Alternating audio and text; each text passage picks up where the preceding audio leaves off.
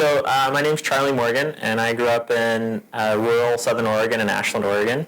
And today we're here at UCSF Mission Bay, and I'm a senior grad student in the chemistry and chemical biology program in the lab of Jim Wells. And I specifically study what happens to cells as they undergo apoptosis, or programmed cell death, and that's a process that's always happening in humans. So it's estimated that every hour there's 2 to 3 billion cells that die in us. And so we're trying to understand fundamentally what's happening at a biochemical level inside the cell,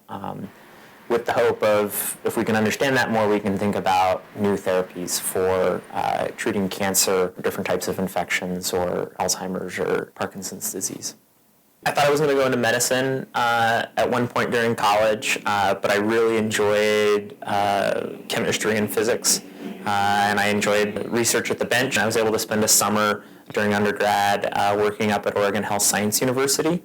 in a research lab, and really enjoyed it. And then the opportunity was kind of suggested that I continue my education in grad school as a scientist, and I was really excited about that, and excited about really combining really high-level thinking and knowledge that happens in science, but also the ability to affect change and social change through both increasing our knowledge, but also potentially making a difference in people's health outcomes through kind of biomedical research. Like I said earlier, I combine a lot of techniques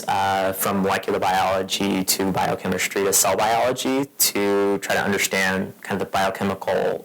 events that are happening inside a cell during programmed cell death.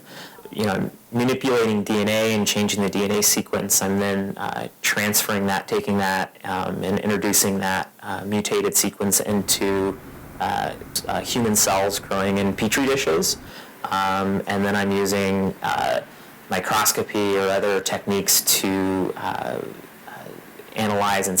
observe the cells, sometimes collecting those cells and analyzing the proteins or DNA inside them, all in the hope of kind of giving us further insight into what's happening at different stages of apoptosis or programmed cell death. The type of science of really pushing knowledge forward is wrought with a lot of troubleshooting and a lot of failed experiments, and it takes a lot of determination and problem solving, and to be creative about how you can think about those problems and thinking about the failures, creatively thinking about what they told you, either that's absence or presence of what you're studying, and then also about what's the next step to get back on and think about what's going on next is really important in science.